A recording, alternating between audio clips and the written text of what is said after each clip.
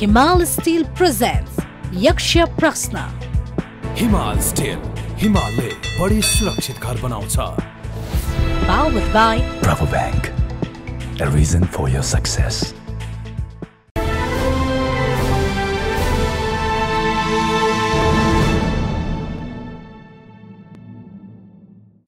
नमस्कार, यक्ष प्रश्नमा तपाईलाई हार्दिक स्वागत छ। म राजेन्द्र मानिया। यक्ष प्रश्नलाई प्रायोजन गरेको छ हिमाल स्टिलले। आजको यक्ष प्रश्नमा हामी यक्ष प्रश्न सोध्छौं गोकुल बास्कोटालाई। पूर्व सञ्चार मन्त्री गोकुल बास्कोटा नेकपा एमालेको नेता हुनुहुन्छ, संघीय प्रतिनिधि सभाको सदस्य हुनुहुन्छ। यति बेला नेकपा एमाले भित्र जे प्रकारको विवाद देखिएको छ त्यही विवाद र सरकार परिवर्तनको छेडमा रहँदै गर्दा कांग्रेस माओवादी केन्द्र जनता समाजवादी पार्टीको उपेन्द्र यादव डाक्टर बाबुराम भट्टराई पक्ष यति बेला एमाले बाहेकको सरकार बनाउने अर्थात् केपी शर्मा ओलीलाई प्रधानमन्त्रीबाट जसरी पनि त्यो घोडाबाट ओह्राल्ने जुन काममा लागेको छ, त्यसै गरी प्रधानमन्त्री ओली पक्ष पनि चुप लागेर बसेको छैन। आफ्नै पार्टीभित्रको माधव कुमार नेपाल भीम रावल पक्ष जसरी कुनै हालतमा ओलीलाई प्रधानमन्त्रीमा टिक्न नदिने गरी लागिरहेको छ, त्यसलाई कसरी व्यवस्थापन गर्ने भन्नेमा प्रधानमन्त्री ओली पक्ष देखिएको छ नै। संसदमा विश्वासको मत प्राप्त गर्दै गर्दा 93 सांसदले प्रधानमन्त्री ओलीका पक्षमा र 124 सांसदले विपक्षमा मतदान गर्दै गर्दा महन्त ठाकुर पक्ष, जो जनता समाजवादी पार्टीको एकजना अध्यक्ष पक्ष हो, त्यो तटस्थ बसेको अवस्थामा अब सरकार कसरी बन्छ एउटा। दोस्रो, यति बेला सबभन्दा धेरै कुरा गर्नुपर्ने र चासो हुनुपर्ने विषय कोरोना हो। सरकारको सम्पूर्ण ध्यान, राज्य संयन्त्रको सम्पूर्ण ध्यान, राजनीतिक दल र तिनका कार्यकर्ताको ध्यान कसरी जनता जोगाउने भन्ने हुनुपर्ने हो। अनि सत्ता कसरी जोगाउने भन्नेमा दलको ध्यान गयो भने दलप्रति जनताको आशा बाँच्छ। यिनै विषयको सेरोफेरोमा आज हामी कुराकानी गर्छौं पूर्व मन्त्री नेकपा एमालेका नेता गोकुल बास्कोटासँग। स्वागत छ तपाईँलाई। धन्यवाद राजेन्द्रजी। कम्युनिस्ट नेकपा एमाले, तपाईँ सरकार चलाउने पार्टीका नेताहरू सबैलाई एउटै प्रश्न सोधिरहेको मैले सुरुमै। यो कोरोनाको 1.5 वर्ष जो प्रकारको त्राइमाममा हामी बाँचिरहेछौँ, पहिलो र दोस्रो लहरको बिचमा हामी छौँ। तपाईँ आफै कोरोनाबाट लामो समय सङ्क्रमित हुनुभयो, त्यहाँबाट स्वास्थ्य लाभ पनि गर्नुभयो, कति पीडा हुँदो रहेछ तपाईँले पनि भोग्नु भएको छ। आम जनता भेन्टिलेटर नपाएर, अक्सिजन नपाएर, आइसियु नपाएर, उपचार नपाएर, ट्र्याक्टरमा सब लैजानुपर्ने, सब त आर्मीले लैजान्छ, परिवारका सदस्य घर जान नपाउने, यी जम्मै कुरा चलेको छ। तर नेता, मन्त्री, प्रधानमन्त्री, सांसदहरूको ध्यान चाहिँ सत्ताको अङ्कगणित पुर्याउने। किन यस्तो भएको? ठिकै छ कि यो वास्तवमा अहिलेको परिस्थिति पीडादायकै छ कोभिडको कारणले। कोभिडको कारणले उत्पन्न समस्या एउटा हो। यो आम रूपमा महामारीको समस्या हो र विश्वव्यापी रूपमा यो फैलिएको छ। आधुनिक विज्ञान को उन्नत प्रयोग भएका देशहरूमा समेत, अर्थात् उच्च प्रकारको पुँजी, प्रविधि र जनशक्ति भएको देशहरूलाई समेत यसले हायल पारेको छ, र चाइना बाहेक। म त यसो भन्छु, कोरोना आउँदैछ भन्ने कुरा चाहिँ कोरोना बाहेक कसैलाई पनि थाहा थिएन नि त। यो महामारी हो, बाजा बजाएर आउँदैन। त्यसैले तयारी कसैको थियो भने कोरोनाको मात्रै तयारी थियो, राज्यहरूको तयारी थिएन, डाक्टरहरूको तयारी थिएन, अथवा यस प्रकारको कुनै चिज देखिएपछि अनुसन्धानकर्ताहरूको पनि अब तयारी सुरु भयो। त्यसैले यसप्रति नै जुन खालको राजनीति गर्न खोजियो नेपालमा, त्यो चाहिँ गलत हो। नेपालमा मात्रै कोरोनाले सताएको, नेपाललाई मात्रै खतम गरेको, नेपालको मात्रै अर्थतन्त्र तबाह बनाएको, नेपालको मात्रै जनजीवन ध्वस्त बनाएको, नेपालको मात्रै सामाजिक सम्बन्धहरूलाई खतम बनाएको होइन नि, संसारभरिलाई बनाएको र यो व्यवस्थापन गर्न सबैलाई चुनौतीपूर्ण भएको। अझ हाम्रो जस्तो देशलाई बढी चुनौती हुनु स्वाभाविकै थियो कि म सुन्छु अब 1.5 वर्ष अगाडि नै तयारी किन भएन, त्यो पनि पूर्व स्वास्थ्य मन्त्री नै भएका मान्छेहरूले भनेको सुन्छु म।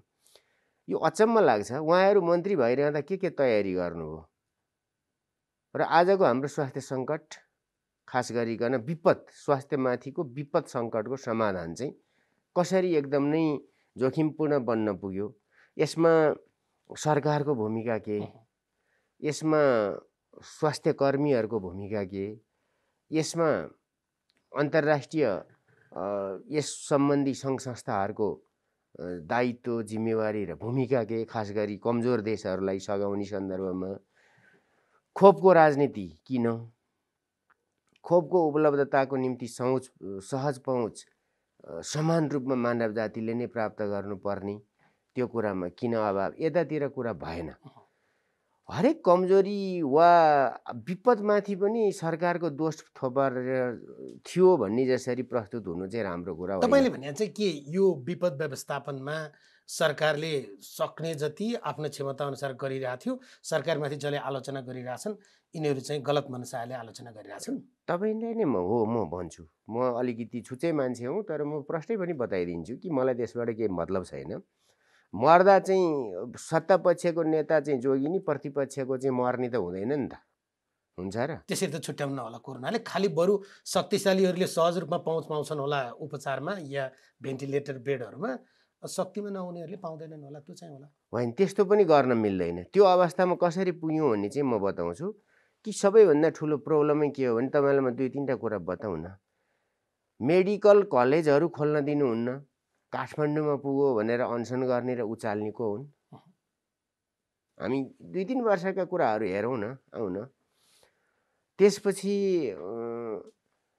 कोरोनाको लहर फैलिएपछि यो नगरौँ न भन्दाखेरि चाहिँ मेरो लोकतान्त्रिक अधिकार मण्डलामा गएर ड्रम ठोक्ने को अहिले दिनदिनै जसले विभिन्न सोसल साइटबाट दिनदिनै सरकारलाई सुझाव दिनुहुन्छ उहाँहरूको अगुवाईमा भएको।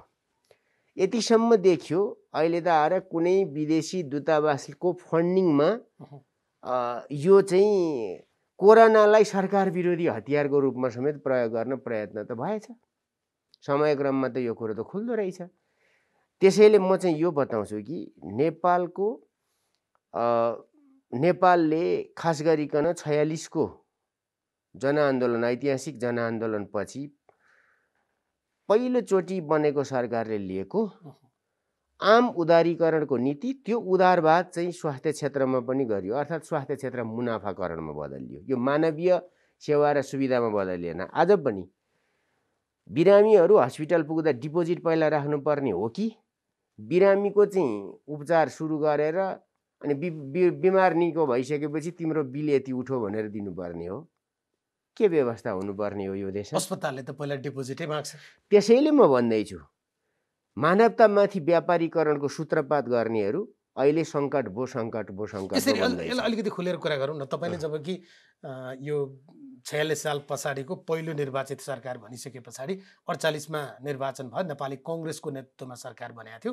49 सालमा हामी आर्थिक उदारीकरणको नाममा या निजीकरणको नाममा जहाँ गयौँ, काङ्ग्रेसले यो अपराधको जस लिनुपर्छ, अपजस लिनुपर्छ। यो त म ठाडै बताइदिन्छु। हेर्नुहोस्, पछि अरूले जसले सरकारमा आए उनले कति हल गर्नु पर्थ्यो त्यो कुरा हो। जब जग नै कमजोर बनेर जान्छ भने त्यसले धेरै चिज बिगारिदिसकेका हुन्छ। तर 51 सालमा सुधार्नलाई एमालेको सरकार पनि आयो। त्यो टिकेन नि त, लामो समय। सुन्नुहोस् न, त्यो छोटो छोटो अवधिको नगरौँ कि एउटा बिन्दुमा पुगेपछि त्यसले एउटा युटर्न लिन्छ नि राज्यले पनि। जस्तो 46 एउटा युटर्न थियो, इकोनोमिक कुरा र खालि त्यो सोसल साइन्स मात्रै थिएन कि चेन्ज आएको, त्यो चाहिँ इकोनोमिक चेन्ज पनि भयो ठिक छ। तर त्यहाँ केही कुराहरू, न्यूनतम कुराहरू राज्यसित हुनुपर्छ। जस्तो खाद्यमाथि कसको अधिकार हुने हो? खाद्य सुरक्षामाथिको अधिकार। खाद्य सुरक्षा भन्नाले चाहिँ पेस्टिसाइड नगरेको तरकारी खान पाउनुपर्छ भन्ने मात्रै कुरा होइन नि, तरकारी नै खान पाउनु पर्यो नि त पहिलो त, त्यस हिसाबले हेरेको। त्यसैले कथित अन्धाधुन्ध उदारीकरणको शिकार स्वास्थ्य र शिक्षा क्षेत्र भइदियो हो। त्यसपछि यसले के स्वाभाविक रूपमा यो के भइदियो भने अरू उपभोक्ता बजार जस्तो शिक्षा र स्वास्थ्य पनि उपभोक्ता बजारमा रूपान्तरित भयो। निजीकरणमा गयो, निजीकरण हुँदै हुन्न भन्ने कुरा व्यापारीकरणमा गयो, व्यापारीकरण पनि हैन, मुनाफीकरणमा गयो। अनि यो माफियाकरणमा बदलियो अहिले चाहिँ, त्यहाँ पुग्यो है। त्यो हरेक चिजको इथिक्स त हुन्छ नि। तर त्यसको साक्षी अलिकति साथीले हिस्सेदार चाहिँ कम्युनिस्टहरू पनि बने क्या। प्लिज म भन्छु, म तपाईँलाई बताउँछु अलिकति। कहाँ राज्यको सबैभन्दा बढ्ता ध्यान दिनुपर्ने भन्दा राज्य जनता राज्यप्रति डिपेन्डेन्ट हुने सेक्टर चाहिँ छुट्टिनु पर्यो नि त। पहिला हामीले सामाजिक न्यायको माग गरिरहँदा सबैभन्दा ठुलो अधिकारको कुरा गर्दाखेरि चाहिँ एउटा राजनीतिक अधिकारको कुरो हो जहाँ समानता चाहियो। दोस्रो के चाहियो भन्नुहुन्छ भनेदेखि अर्को चाहिँ शिक्षा र स्वास्थ्यमा आम जनताको समान पहुँच चाहियो। अब हामी बौलाउँदै गएर कहाँ पुग्यौँ भन्दाखेरि डाक्टर उत्पादन गर्न पनि हामीले जातभातका नाममा उत्पादन गर्ने भयौँ। त्यहाँ पनि समावेशीकरण गऱ्यौँ हो कि फलानु जातको हुनै पर्ने, तिलानी जातको यति हुनै पर्ने, टेक्निकल विषयमा पनि हामी चाहिँ बौलायौँ के। मानौँ एउटा सिँगै समाज बौलायो, क्रान्तिका नाममा बौलायो, परिवर्तनका नाममा बौलाएको त तिनीहरू होला नि। होइन हामी पनि बौलायौँ नि। म कुरा गरिरहेको छु भने म पनि बौलाएँ। माग गर्नेले माग गरे भने व्यवस्थापन गर्ने त नबौलाइदिए भए हुन्थ्यो नि त। हो त्यो के छ भने नेपालको राजनीतिको चुरोट मूल समस्या नै यही हो कि भिड जता कुद्छ नि, मादल जुन तालमा बज्छ कम्मर त्यही तालमा बज्छ। नेता त्यहीँ गएर चोकमा मास देख्न साथ गएर उफ्रेर क्ल्यापिङ खान खुसी हुन्छ। थोरै मात्रै मान्छेहरूले यो आँट गर्न सक्दछन् जो भिडको विपक्षमा सही कुराको पक्षमा वकालत गर्न सक्छ है। त्यसैले यो व्यापारीकरण सुन्नुहोस्, मान्छेहरूलाई चाहिँ विभिन्न आरोप लाग्छ। अनि त्यो पनि भन्दिनँ, आरोप लागेको छ भने छानबिन गरौँ भनेर मैले भनेको छु। एकरो आरोपको मात्रै कुरा गरिरहनु हुँदैन सधैँ। तर त्यो प्रश्नमा नजाम, मेरो प्रश्नमा जाम न। मैले तपाईँलाई सोधेको कुरा के थियो भने 49 सालमा काङ्ग्रेसले उदारीकरणको नाममा, बजारीकरणको नाममा शिक्षा स्वास्थ्यलाई पनि निजीकृत गर्यो, व्यापारीकृत गर्यो, तपाईँकै भाषामा माफियाकरणमा लग्यो। माफियाकरणको आधार सिर्जना गर्यो। आज माफियाकरण सुन्नुहोस्, म बताउँछु नि। त्यसको चाहिँ त्यो बिलो भाग खाने काम चाहिँ कम्युनिस्टले किन गरे? तपाईँले भनेको कम्युनिस्टहरू पनि हुती नभएर नि त। तपाईँले भनेको टर्निङ पोइन्ट त 74 पछिको सरकार हो, तर त्यसलाई टिक्न दियो त। त्यसका किन बस्या, कमिसन खोजेर किन बस्या? सुन्नुहोस्, कमिसन मात्रै खोजेको छैन, अर्को 2-3टा कुरा म बताइदिन्छु है। तपाईँले कमिसनको कुरा उठ्न कागले कान लग्यो भनेपछि कान छाप्ने कि कागको पछि कुद्ने क्या? पहिला त्यो काम गरौँ के हो है। पहिला भएको कुरा के हो त्यो फ्याक्ट फाइन्डिङ गरौँ न त हो है। त्यो कुरा हो कि होइन त? अहिले बजारमा जे कुरा छ हल्ला चलाइएको छ त्यो माफियाकरणको हिस्सा त मिडिया पनि बनाएको छ नि अहिले। उनीहरूका पनि 1000 बिजनेस छन् क्या। त्यो बिजनेसमा धक्का पर्ने छ ती बौलाउने हुन्। त्यो एकदम ओपन सेक्रेट छ, हेर्नुहोस् यो कुरा है। म खोपको कमिसन खोपको कुरा मैले ओम्नीको प्रश्न सोधेको छैन, त्यो सोध्छु पछि। जेसुकै हो, मैले सोधेको प्रश्न त तपाईँले भनेको हामीले 20 वटा जति निजी मेडिकल कलेज होइन, मुलुकमा 10,000 जति निजी विद्यालयहरू जो हामीले बनायौँ नि। आजको दिनमा खास गरी स्वास्थ्य सङ्कटमा हामी गुज्रिरहेको बेलामा ती मेडिकल कलेज या स्वास्थ्यलाई नागरिकको तहमा प्रयोग गर्ने या नागरिकलाई तपाईँले भन्नुभएको थियो सरकारसँग के विषयमा भर पर्ने भन्ने प्रश्नमा जाँदाखेरिमा त त्यसको नाफा खाने तिनीहरूलाई सुरक्षाको प्रश्न कसले गर्यो? यो सुरक्षाको प्रश्न, राजनीतिक अधिकारको प्रश्न, शिक्षा र स्वास्थ्यको प्रश्न नागरिकले कन्ट्रिब्युट गर्नै पर्छ, कन्ट्रिब्युट गर्नुपर्छ। सरकार एक्लैले सक्दैन हाम्रो जस्तो देशमा। तर नितान्त त्यसलाई चाहिँ व्यापारीकरण हुँदै माफियाकरणमा, जस्तो अहिले औषधि किन पाउँदैन भने नेपालमा जहिले पनि सङ्कट भयो भनेपछि झन् सङ्कट हुन्छ, लुकाएर राखिन्छ। हो, बढ्ता स्टोरेज गरिन्छ, अक्सिजन पनि को सिलिन्डर पनि लुकाइन्छ। अब अहिले त त्यही कुरा त हो नि। अनि पुलिस खोज्न हिँड्नु परेको छ, उद्योगपतिका कलगा सरकारले एकचोटि आह्वान गर्दा मान्दियो भयो नि त। तिम्रो कारखानामा छ भने अहिले कारखाना छोडिदेऊ, अरू औद्योगिक उत्पादनको छ भने छोडिदेऊ, अहिले मान्छे जोगाउनु पर्यो, जनता जोगाउनु पर्यो। त्यो नै पहिलो चिज हो। किनभने मान्छेले जे जति प्रगति खुसी बेखुसी जे भएको छ मान्छे बाँचेर नै भएको छ। आलोचना वा समर्थन, खुसी वा दुःख जे भएको छ त्यसमा भएको छ के? गोकुल बास्कोटाजी मैले सोधेको 74 पछि तपाईँ सुन्नुहोस् न, गोविन्द केसी भन्ने मान्छेलाई भगवान मान्नेहरूले भन्नु न, त्यो चाहिँ म धेरै लामो धेरै ब्याकडेटको 20 वर्ष पुरानो कुरा गर्दिन। बा भन्ने मान्छेले चाहिँ भन्नुहोस् न त, त्यसो भए अहिले मैले सोधेको 3 वर्ष त 2/3 बहुमतको सरकार थियो, ती माफियाकरण गर्नलाई कारबाही गर्न कसले रोकेको थियो? संरक्षण गरेको पो आरोप छ। सुन्नुहोस् न, कमिसन खानेलाई कारबाही गर्न कसले रोकेको थियो? सुन्नुहोस् न, संरक्षणको दुईटा प्रश्न उठे। एक, सरकारले के गर्दै थियो भन्दा भर्खर फाउन्डेसन सुरु गर्दै थियो, जस्तो कि 396 वटा ग्रामीण तहका हस्पिटलहरू, पालिका स्तरका हस्पिटलहरू बनाउने कुराको बजेट व्यवस्थापन सहितको शिलान्यासको कुरा त सुरु भयो। त्यो बन्न त 3 वर्ष 4 वर्ष लाग्थ्यो नि त, रातारात हुँदैन। त्यसो भइसकेपछि यो कुरा सुरु हुँदै थियो। हरेक क्षेत्रमा पूर्वाधारको क्षेत्रमा एउटा फड्को मार्ने गरी ओली सरकार अगाडि बढ्न खोज्दै थियो। तर अब त्यो बेग्लै चिज हुन गयो कि कम्युनिस्ट पार्टीको एकीकृत कम्युनिस्ट पार्टी बनेर दुईटा ठुला पार्टी मिलेर जुन सरकार बनाएको थियो र त्यसले स्थिरता र स्थायित्व मात्रै होइन कि त्यसले आशावाद र परिवर्तनको झल्को मान्छेहरूको घर आँगनमा दिन कोसिस गर्दै थियो। भित्रै सङ्कट पैदा गरिसकेपछि तपाईँको भित्रैबाट हिँड्ने आँटा आएन भने तपाईँ उभिराख्ने हो नि त, तपाईँ हल्ला न चलाउने हो।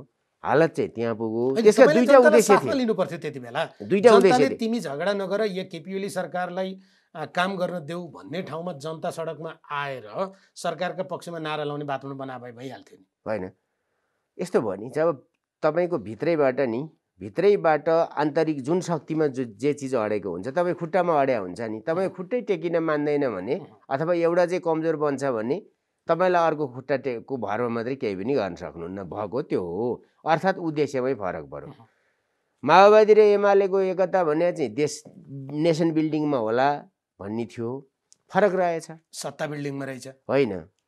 एउटाको उद्देश्य रहेछ अब चेन्जतर्फ जाउँ, सोसियो इकोनोमिक चेन्जतर्फ जाउँ, स्टेबिलिटीतर्फ जाउँ, नेसन बिल्डिङतर्फ जाउँ भन्ने।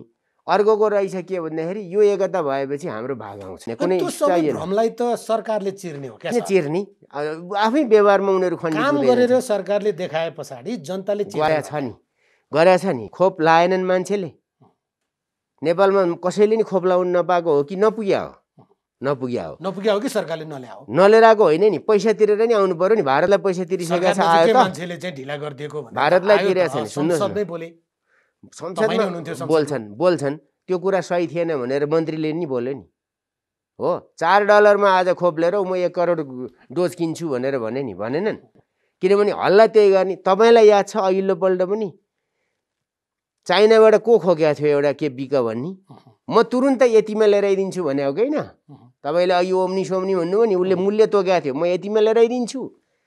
जब त्यो क्यान्सिलेसन भयो, त्यो हो हल्लापछि त क्यान्सिलेसन भयो। एउटा अफवाहको शिकार हुनुभन्दा मान्छे त डराउँछ, भिडैले खिचेर मार्ने हो कि भन्ने जस्तो हुन्छ। छोडिदियो, ब्याग भएपछि त्यो मान्छे कहाँ हरायो छ? ठिक छ। त्यसैले यो देशमा के छ भने यो भूपी शेरचनले भनेको जस्तो, सुन्नुहोस् न, यो भूपी शेरचनले भनेको जस्तो प्लिज राजेन्द्रजी, यो हल्लाको देश, हल्लामा दृष्टिकोण बन्द छ। हल्लाको उहाँले नै भने जस्तो नेता क्यारिमबोर्डको गोटी जस्तो त्यो कुरामा सत्यता धेरै छ। त्यो स्थिति रहिरहन्छ कहिलेसम्म भन्दा जब नेपाल आर्थिक रूपमा आत्मनिर्भर बन्न सक्दैन र त्यो बेलासम्म चाहिँ नेपालमा समस्या हुन्छ। आर्थिक रूपमा मुलुक आत्मनिर्भर बन्नुभन्दा नबन्दा नै नेता सरकारमा या शक्तिमा जानेहरूको चाहिँ धेरै पापड सेकिँदो रहेछ नि त, होइन? एउटा राष्ट्रिय दृष्टिकोण निर्माण हुन्छ र त्यसले कमजोर राष्ट्रियताको जन्म गराउँछ। हामी चाहन्छौँ कमजोर राष्ट्रियता राम्रो कुरा होइन। राष्ट्रियताको महत्त्व भन्ने कुरा त हिजै एउटा प्यालेस्टाइनी बच्चालाई सोध्नुहोस् न, होइन? त्यो उसको चाहिँ देश नहुनेहरूलाई थाहा हुन्छ देशको पीडा, स्वाधीनता नहुनेहरूलाई के अरे थाहा हुन्छ स्वाधीनताको पीडा। जसलाई सबै चिज छ त्यसको केही पनि मतलब हुँदैन, त्यो माथि त बुट बजारिन्छ। त्यसैले मेरो भनाइ के छ भने, मेरो कुरा के छ भने यहाँ वर्ग पक्षधरता छ। सुन्नुहोस्, प्लिज म आउँछु, यहाँ वर्ग पक्षधरता छ। आइसियु नपाउँदा, बेड नपाउँदा अस्पतालले तपाईँ विज्ञप्ति निकालेर हामी बिरामी भर्ना लिँदैन, भागा बिरामी पनि फिर्ता पठाउँछ। अनि कारबाही गर्न सकिन्न, किनभनेदेखि कारबाही किन गर्न सकिन्न भने ठुल्ठुला नेताहरूका पनि त लगानी अस्पताल छ नि। सत्तामा के नैतिकताले बस्छ? सुन्नुहोस् न, म भन्छु नि त, तपाईँ के नैतिकताले बस्या कुरै नगर्नु न। कारबाही गर्ने डन्डा लिएर बस्नेले कारबाही गर्न सकिँदैन भने मैले सकिनँ भनेर हात उठाउनु। मलाई तपाईँका 3टा प्रश्न किन, एउटै प्रश्नको उत्तर दिइहाल्छु नि, म एउटैको जवाफ दिन्छु।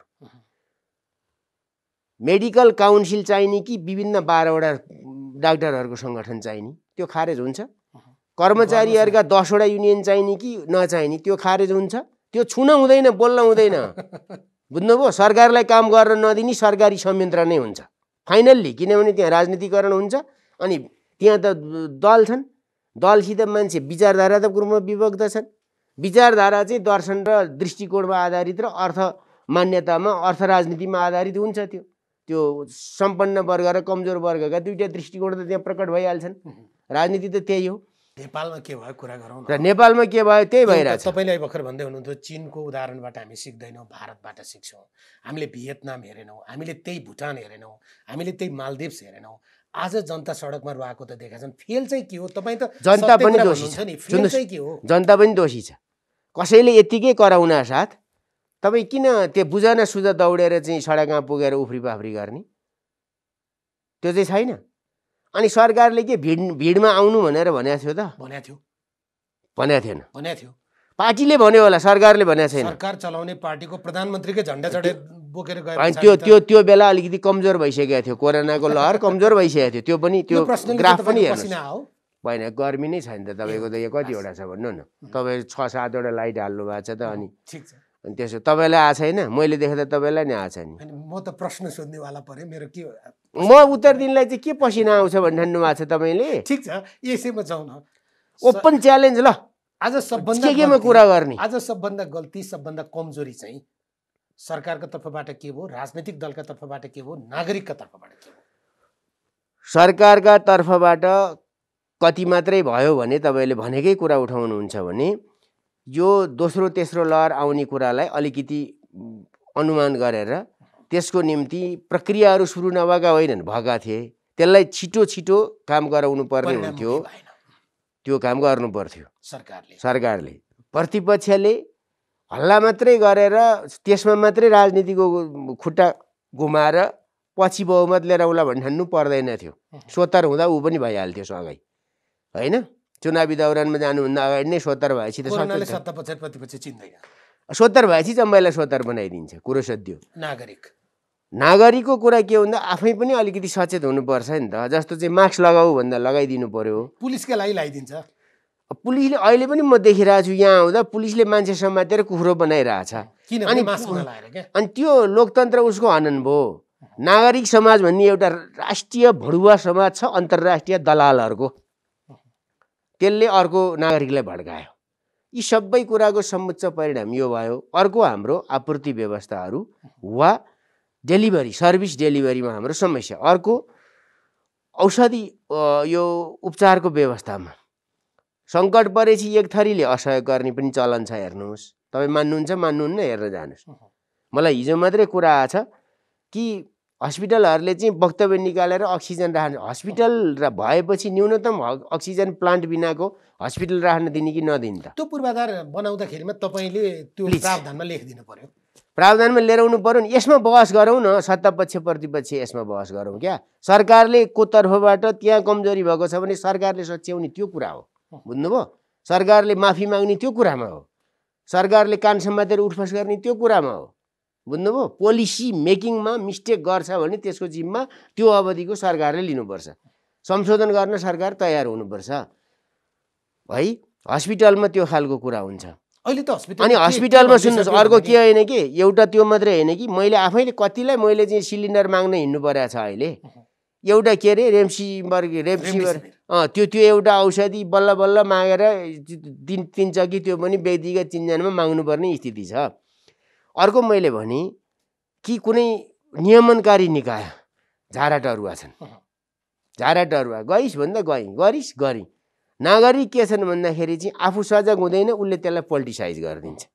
किनभने त्यहाँ कोही छिर्छ क्या, एउटा कुनै कमजोरी भेट्यो भने त्यो सच्याउन होइन, त्यो बेइज्जत गर्नका निम्ति त्यसलाई प्रयोग गर्ने, बाँकी सिद्धो रिजल्ट जेसुकै आओस्। रिजल्ट के आओस् भन्नुपर्छ भने कुनै हस्पिटलले भर्ना गरेन भने, जस्तो सरकारबाट अहिले सबै हस्पिटलहरूले पैसा पाएका छन् नि कोभिड उपचार गर्ने, तिनले बिरामी जाने साथ उपचार गरिदिन्न भन्न मिल्छ त?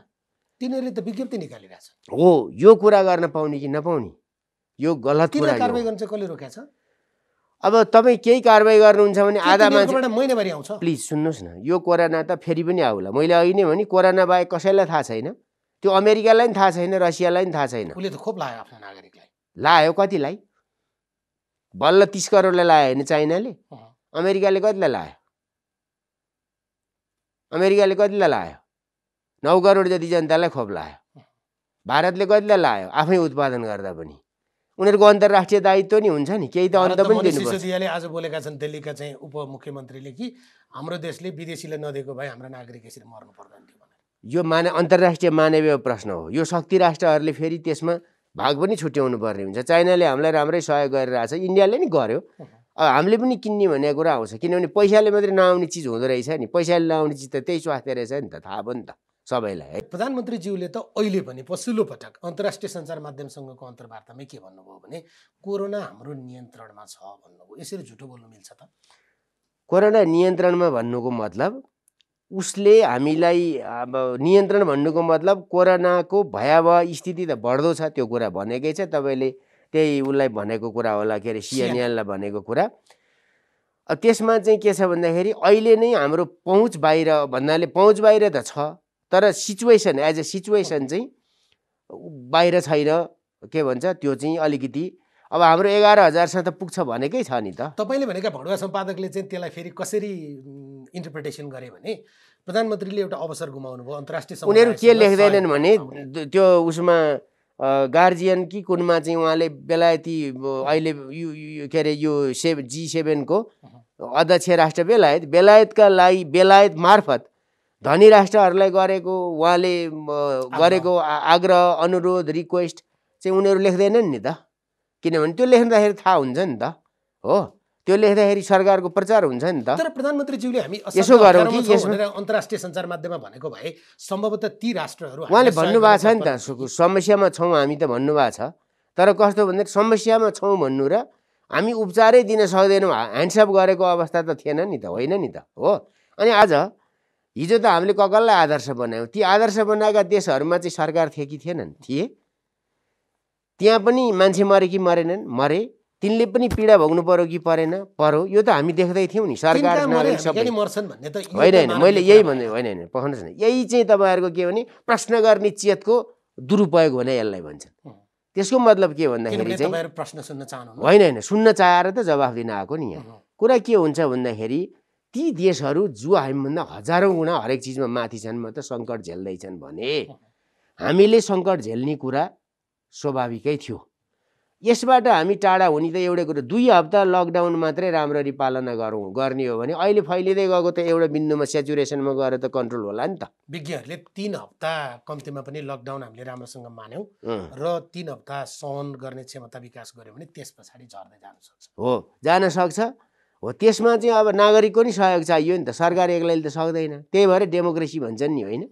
डेमोक्रेसीको खास अर्थ छ नि सबै चिज सरकारले गर्ने कुरा हो भने अटोक्रेसी हुन्छ। जब डेमोक्रेसी आउँछ लोकतन्त्र आउँछ नि त्यहाँ सबै कुराको सहभागिता खोजिन्छ, त्यो पोजिटिभ सहभागिता हो। यहाँ चाहिँ के भयो भन्दा नेगेटिभ सहभागिताको निम्ति चाहिँ छिनापासिन भयो, पोजिटिभको निम्ति कसैले पनि जिम्मा नलिने जस्तो स्थिति बन्यो। अब अहिले त झन् सरकारै 2-3 दिन त सरकारै नभए जस्तो भएको छ नि त। यस्तो बेलामा केयरटेकर सरकार हो। अब यो स्थिति चाहिँ 1.5 वर्षदेखि चाहिँ कुन तपाईँले सरकार भन्नुभयो नि, ठिक क्वेसन उल्टाइदिन्छु म। अनि यी चाहिँ यिनीहरूको चाहिँ काम त्यही सरकारको विरोध गर्नु मात्रै थियो त 3 वर्षदेखि। विपक्षी नागरिक समाज ऐसा तैसा यो गर त्यो गर भनेर क्रिएटिभ सजेसन पनि त दिन सकिन्थ्यो। लिनेले पनि लिनुपर्छ, लिन त लिन्छ नि, किन लिँदैन? प्रधानमन्त्रीले नि अखबार पढेकै हुन्छ नि, है? सम्पादकीय के विषयमा लेख्छन्? सिन्डिकेट राइटरको जस्तो एउटै आउँछ, के पढ्नु तिनको, है? के पढिराख्नु पर्यो? त्यति ज्ञान लिने केही पनि पढ्नु पर्दैन क्या। भोलि के समाचार आउँछ भन्ने कुरा पहिल्यै थाहा छ होइन, आज भोलि के आउँछ सम्पादकीय भन्ने कुरा अहिले अनुमान गर्न सकिन्छ त। के क्रेसन छ त्यसमा? तपाईँले एउटा चिज फेरि भन्नुभयो, कुरा तितो हुन्छ तर जनताको त आउँछ, आम जनताको कुरा आउँछ, प्रश्न पनि तितो हुन्छ। तपाईँ त्यसरी नै जवाब दिनुहुन्छ, ठिक छ। तर जनताले प्रजातन्त्र भनेको जनता या लोकतन्त्र भनेको जनता, सरकार, राज्य त हामी पनि भयौँ, होइन? सबै मिलेर यस्ता प्रकारका अप्ठ्यारोबाट बाहिर आउने हो भन्दै गर्दा जनतालाई महसुस हुनु पर्यो नि, मेरो सरकार, मेरा राजनीतिक दल, मेरा मन्त्री, मेरा नेता चाहिँ यो महामारी विरुद्ध लड्नका लागि लागिरहेछन्, मैले नि सहयोग गरौँ। तर जनताले त के थाहा पायो भने म चाहिँ आफै बाँच्न सङ्घर्ष गरिरहेको छु, नेता चाहिँ सत्ता बचाउन सङ्घर्ष गरिरहेछन् या सत्ता पाउन सङ्घर्ष गरिरहेछन्। त्यो त हेर्नुहोस्, यही कोभिडको बिचमा अमेरिकामा त्यत्रो राष्ट्रिय आम निर्वाचन नै भएन? अमेरिकामा चुनाव भयो कि भएन? म चुनावको कुरा गरिरहेको छैन, त्यही त म भन्छु। यति बेला त युद्ध स्तरमा हामी सबैजनाले, तपाईँले काभ्रेमा गर्ने होला, अर्कोले अर्को ठाउँमा गर्ने होला, सबै लागेर मैले के गर्ने? मैले अहिले आएर अक्सिजन प्लान्ट राख्ने, नागरिकलाई उत्साह मात्रै भरिदिँदा पनि धेरै चिज हुन्छ। उत्साह भर्ने त भनेको त त्यही भएर गर्न दिनुपर्छ, 5 वर्ष धैर्यता चाहिन्छ, राम्रो नराम्रोको जस त्यतिखेर लिन्छ, आलोचना गर्न पाइन्छ। तर के भने 24 घण्टा बितण्डा झिक्न पाइँदैन, त्यो भनेको राम्रो चिज होइन। त्यही कारणले हामी पछाडि परेको। त्यो सरकारलाई भन्नुभयो कि अरू दललाई भन्नुभयो? म सबैको त्यही देख्छु है। यो कहिले कस्तो लाग्छ भने यो नियति हो, यो दोहोरिरहन्छ। अब अलिकति सरकार सुन्नुभयो नि, यो नियति हो, यो दोहोरिरहन्छ। नेपाल यसमा रमाउँछ कि जस्तो लाग्छ मलाई कहिलेकाहीँ। अभ्यस्त क्या, त्यस्तो नबनाऊ। त्यस्तो नि हुनसक्छ। होइन भने हामीले धेरै ठुला राजनीतिक आन्दोलन गरेर यहाँसम्म आइपुग्दा अब सुधार गर्नुपर्ने क्षेत्रहरूमा केन्द्रीकृत बहसै छैन नि त। हो, राजनीतिक दलका नेतासँग भिजन नभएको कि समय नभएको, इच्छा शक्ति नभएको, यस्तो भएको। राजनीतिक दलका नेतासित केपी ओलीको भिजनलाई स्वीकार्ने हैसियत नभएको, इच्छा नभएको, भिजन केपी ओली जति भएको प्राइम मिनिस्टर आएकै थिएन नेपालमा। तर केपी ओलीबाट पनि आशातीत परिवर्तन हुन सकेन। सपना देखे सुन्दैन, मार्क्सले साम्यवादको देखे, अनि मार्क्सकै पाला साम्यवाद त आएन नि हजुर। किशुनजीले मेलम्ची देखे, किशुनजीकै पाला मेलम्चीको धारा पानी खाएर त किशुनजी बित्नु भएन नि। हो, अनि पुष्पलालले पनि लोकतन्त्रको सपना देखे, तर उनको अस्तु पनि नेपालमा आएन नि। त्यसैले एउटा भिजनको कुरा हुन्छ क्या, यति त मान्नुहोस्। त्यसैले कुनै पनि देशले प्रगति गर्न अहिलेको किचलोको सार रूप के हो भन्दाखेरि केपी ओली देश बनाउन चाह्यो। अब धरारा बन्यो, रानी पोखरी बन्यो, मान्छेका निजी बने, स्कुल बने भनेर त बौलाउनेहरूलाई अनि के तुलना गर्नुहुन्छ र यो कुरा नि? यसमा त म त तुलनै गर्दिनँ। केपी ओली भिजन देखाउने, सपना देखाउने प्रधानमन्त्री त हो, तर त्यसलाई कति कार्यान्वयन गर्न सक्नुभयो, या सक्ने मात्रै कुरा बोल्नुभयो कि नसक्ने कुरा पनि बोल्नुभयो भन्ने मात्रै हो। उहाँले सपना देखाउनु भएको छ, त्यो एउटा पाटो भयो। अहिले सोध्न खोजेको चाहिँ उहाँलाई टिकाउनलाई चाहिँ दक्षिणतिरको शक्ति एकदम धेरै लाग्यो भन्ने कुरा हो। टिकाउन लाग्या हो भने अड्डा नै कसो भन्ने छ नि। सुन्नु, टिकाउन लागेको थियो भने अब चुच्चे नक्सा निकाल्दाखेरि चाहिँ अरूले कम्फर्टेबल सरकार बनाउन भनेर हिँड्या होइन, त्यसपछि सुरु भएको होइन यो। अब चुच्चे नक्साको मुद्दा छोडिदिन्छु, मलाई सत्तामा टिका राख्नु पर्यो, त्यो छोडिन्न। केपी ओलीले छोडेर छोडिन्छ र अब त्यो राष्ट्रले ओन गरिसक्यो, त्यो थाहा पाउनु पर्यो नि यति कुरा होइन। अहिले केपी ओलीलाई त्यो नेपाल राष्ट्रले ओन गरिसक्यो होइन।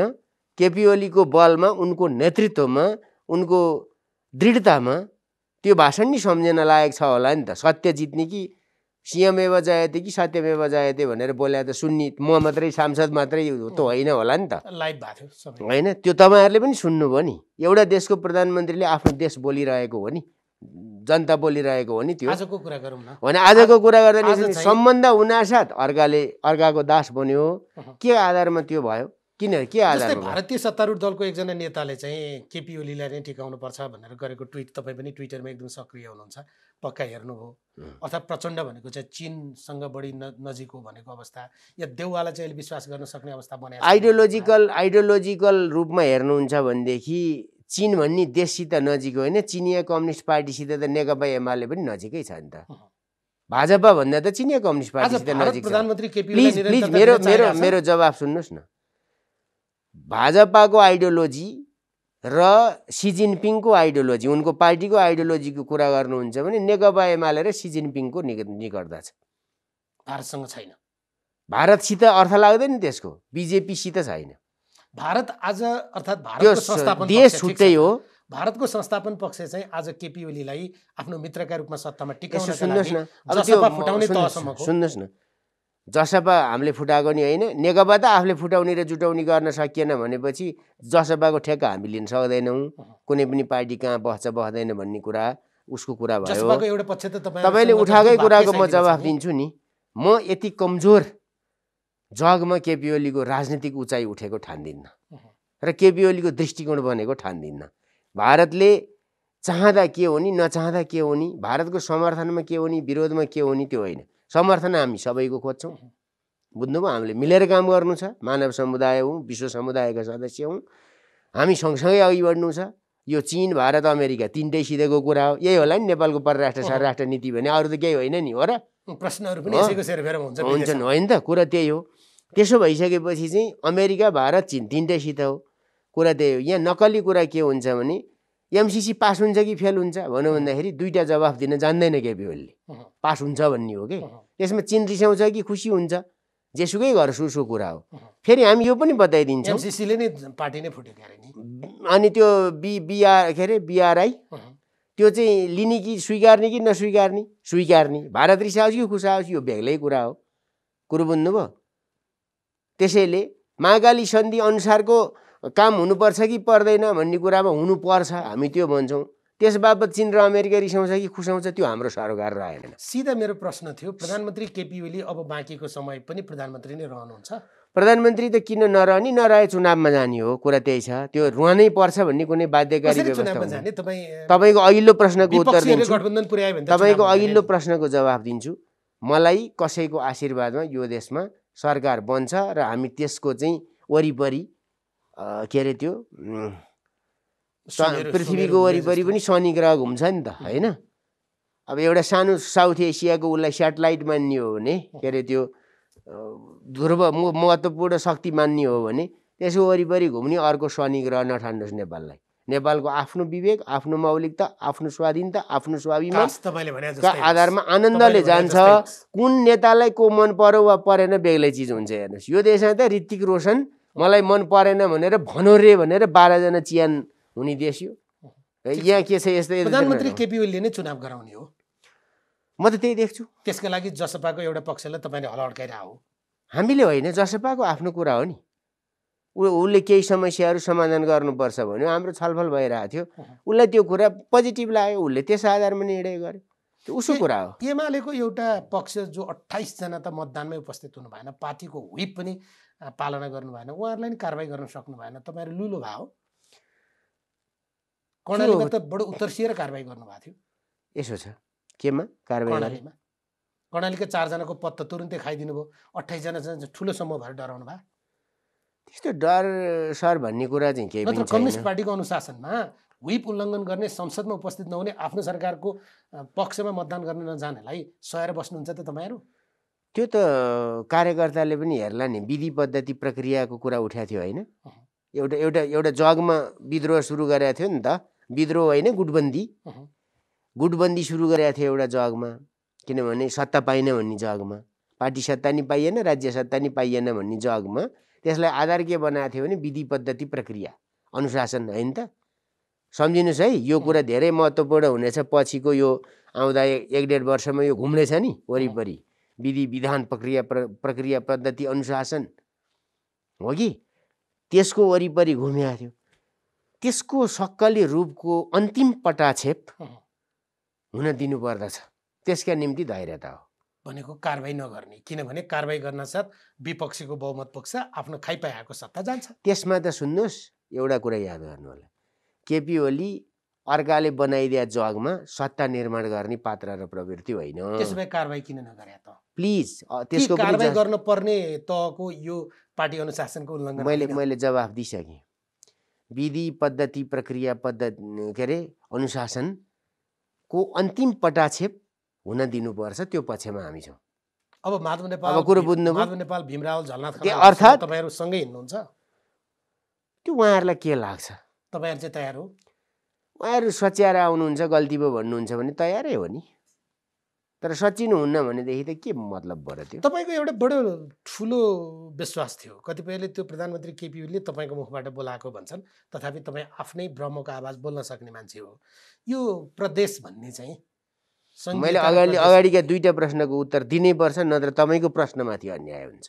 ठीक छ एउटा केपी ओली आफ्नो जगमा सत्ता निर्माण गर्छ त्यो कुरा कहाँ थाहा पाउनु भने प्रतिपक्षी भएर लडेर भएको सत्ता छोडेर यसै गरी घेरा हालेर लखेटेर प्रतिपक्षमा बसेर स्थानीय निर्वाचन शानदार जितेर अनि यो निर्वाचनको आधार बनाएपछि पुष्पकमल दाहाल दौडेर आएर एकता गरौँ भनेर बनेको त्यसैले हामीलाई सत्तासित खास मतलब छैन हामीलाई लोकतन्त्रसित सार्वभौम सत्तासित छ दुई अब माधव नेपालहरूलाई कारबाही गर्छ कि गर्दैन सँगै हिँड्ने कि नहिँड्ने त्यो माधव नेपालले भन्ने केपी ओलीले होइन अनुशासन उल्लङ्घन उहाँ गर्ने पार्टीको विधान प्रक्रिया पद्धति सबै उहाँ मिट्ने उहाँ चुनाव हार्ने चुनाव जित्ने केपी ओली शासक हुनुपर्ने माधव नेपाल उहाँको लोकतन्त्रको परिभाषा चाहियो नि त। पार्टी जीवनभित्रको लोकतन्त्रको कुरा गर्छु है म, राज्यको होइन।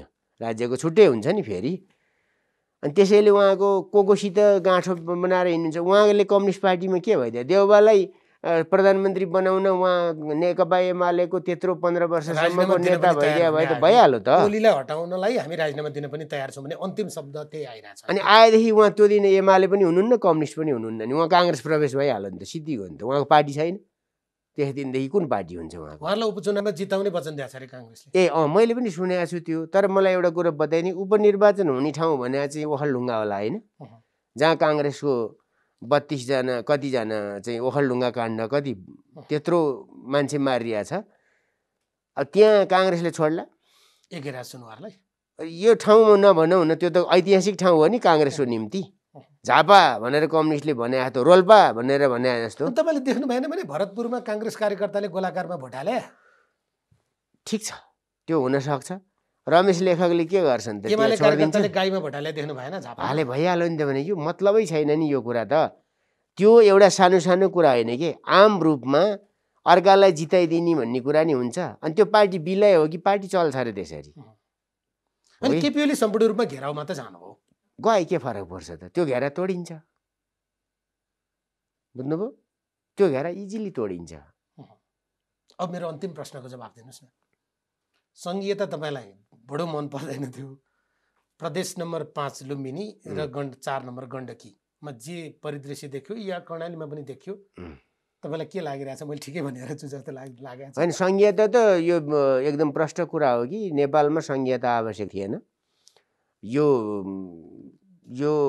अनिश्चित गर्भाधान हो नेपालको लागि, यो मैले भन्दै आएको छु। यो चाहिँ तपाईँले प्रधानमन्त्री केपी ओलीले लेखेको किताब पढे कि उहाँको प्रवचन सुने? मलाई आफूलाई लागेको भनेको, मैले कहिल्यै पनि पार्टीमा पनि म संहिताको पक्षमा रहेन। इभन मेरो प्रिय नेता शङ्कर पोखरेल त्यसको वकालत गर्दा पनि मैले यसमा शङ्कर पोखरेललाई सहयोग गर्न सकिनँ। हो, म त्यसको पक्षमा भइनँ, हो कि संहिताको म विरोधी हुँ। किनभने नेपाल, कारण यसो छ नि त, नेपाल चाहिँ बहुराष्ट्रहरूको राज्य होइन कि, हो कि यो एउटै राज्य हो, मल्टिनेसनालिटिज होइन, हो कि जो बाबुरामजीहरू भन्नुहुन्छ। होइन, त्यो होइन। बहुधर्म छ, बहुसंस्कृति छ, बहुजाति छ, तर नेपाल बहुराष्ट्र चाहिँ छैन नेपालमा, बुझ्नुभयो? यहाँ कुनै यो जम्मा जम्मीमा के भने उपनिवेशबाट मुक्त हुनको निम्ति सोभियत युनियनमा यो प्रयोगमा आएको थियो। साम्राज्यवादी उपनिवेशबाट मुक्त हुनका निम्ति वा राष्ट्रिय स्वाधीनताको लडाइँ प्राप्त गर्नका निम्ति यो लिएर आएका थिए। एउटा अर्को सुरक्षाको हिसाबले पनि अमेरिका जस्तो देशहरूमा पनि त्यो भएको थियो। यतातिर यसो त छुट्टै च्याप्टर होला, वित्तीय हिसाबले यो कति सम्भव, प्रशासनिक हिसाबले यो कति आवश्यक, हो कि वित्तीय हिसाबले सम्भव, प्रशासनिक हिसाबले आवश्यक है। यो होला मेरो बुझाइमा नेपालका प्रदेशहरू भनेको, आज पनि दोहोऱ्याएर भनिदिन्छु म, यी राज्यका प्रशासनिक इकाइ हुन् र डेभलपमेन्ट एजेन्सी हुन्, है। मेरो त मत के छ, सरकार होइनन्। अनि हुन्, तर कस्ता हुन् भन्दाखेरि चाहिँ अब कानुनले भनेपछि, संविधानले भनेपछि मान्नु पर्यो। मेरो मान्यता भन्छु नि म, मेरो बुझाइमा यो चाहिँ ठ्याक्कै लागु हुने ठाउँ भने चाहिँ पालिका हो, गाउँपालिका, नगरपालिका, हो कि तिनलाई चाहिँ बढी अधिकार पनि, बढी आर्थिक परिचालन पनि, बढी जनशक्ति पनि, बढी मोनिटरिङ पनि, त्यहाँबाट चाहिँ डेभलपमेन्ट सर्लक्कै देखिन्छ, परिवर्तन सर्लक्कै देखिन्छ। यो बिचको यो न आकाशको न पातालको यो बिचमा झुन्डेको ह्याङ्गिङ यो बेकारको कुरा हो यो, हो कि। र म यसको चाहिँ विरोधी नै हुँ। यो आवश्यक पनि छैन। एउटा कुरा 7वटा चाहिँदैन थियो, 4वटा भए हुन्थ्यो। कुन भन्दाखेरि कोशी, बागमती, गण्डकी, कर्णाली, 4वटा बेसिनमा आधारित बनाएको भए पनि हुन्थ्यो। यो मेरो मत हो। यो तपाईँ त चाहिँदैन भन्ने हुनुहुन्छ, खारेज गरौँ भन्ने हुनुहुन्छ। यो त खारेजै हुन्छ नि, यो बिस्तारै खारेज हुन्छ कि अहिले पछि भए पनि हुन्छ। वामपन्थी र गैर वामपन्थीको सरकारको कुरा चल्दै गर्दा कतिपयले वामपन्थीकै सरकार बनाए भए के हुन्थ्यो, अर्थात् माओवादी र एमालेकै सरकार बनाएको भए के हुन्थ्यो भन्दै गर्दा संसदमा पुष्पकमल दाहाल प्रचण्डले केपी ओलीमाथि लगाएको आरोप या केपी ओलीले अप्रत्यक्ष रूपमा उहाँमाथि लगाएको आरोप सुन्दा तपाईँलाई आफ्नो 41 महिनाको अध्यक्ष पुष्पकमल दाहाललाई केही भन्नु छ? होइन, आरोप सारोपको कुरा यस्तै हो। हेर्नुहोस्, उहाँले पार्टी विभाजन गरे त 19 पृष्ठको एउटा प्रतिवेदन जुन दिन पेस गर्नुभयो त्यही दिन पार्टी विभाजन भयो। अब गरिखानुहोस् कि उहाँहरूको पार्टी चले हामी हेर्छौँ, त्यति हो कि हाम्रो पार्टी चले उहाँहरूले हेर्ने। तपाईँहरूको पार्टी पनि चल्ने भयो र? त्यो हाम्रो पार्टी चले उहाँहरूले हेर्ने, उहाँहरूको पार्टी चले हामी हेरौँला, कुरा त्यति हो नि। यसमा के नेपाल जनात कहाँ रहने भन्ने भयो त्यसो भन्दा? उहाँहरूलाई कहाँ मन लाग्छ त्यहाँ रहने, छुट्टै पार्टी खोल्न मन लाग्यो खोल्ने, प्रचण्ड टाँसिन मन लाग्यो टाँसिने, खास रहल त्यहीँ होला। तपाईँले अघि सुनाइहाल्नुभयो, आधा काङ्ग्रेस आधा प्रचण्ड बनियो भने अनि उहाँहरूको साथमा के हुन्छ भने सेना बिनाको सेनापति हो उहाँहरू, पछि त्यही हुन्छ। एमालेका कार्यकर्ता कोही पनि सती प्रथा त भीम मल्लको पालामै के अरे चन्द्र शमशेरकै पालामा सतीले सरापेको पो भीम मल्लले भनेको। अनि चन्द्र शमशेरकै पालामा सती प्रथा त उन्मूलन भयो। केपी ओलीको पालामा फेरि आउला जस्तो भयो। होइन, केपी ओली पार्टी हो, केपी ओली पार्टी हो है, केपी ओली संस्था हो, केपी ओली संस्थापन हो।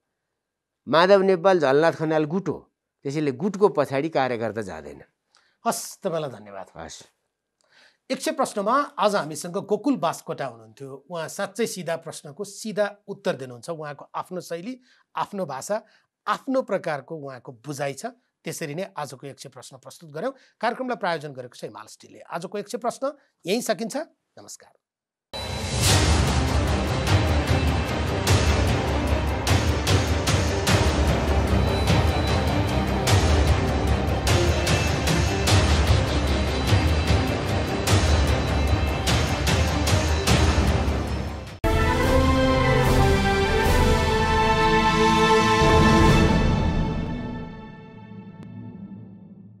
Himal Steel presents यक्ष्य प्रश्न। हिमाल स्टिल, हिमालले बढी सुरक्षित घर बनाउँछ। Powered by Rabobank, a reason for your success.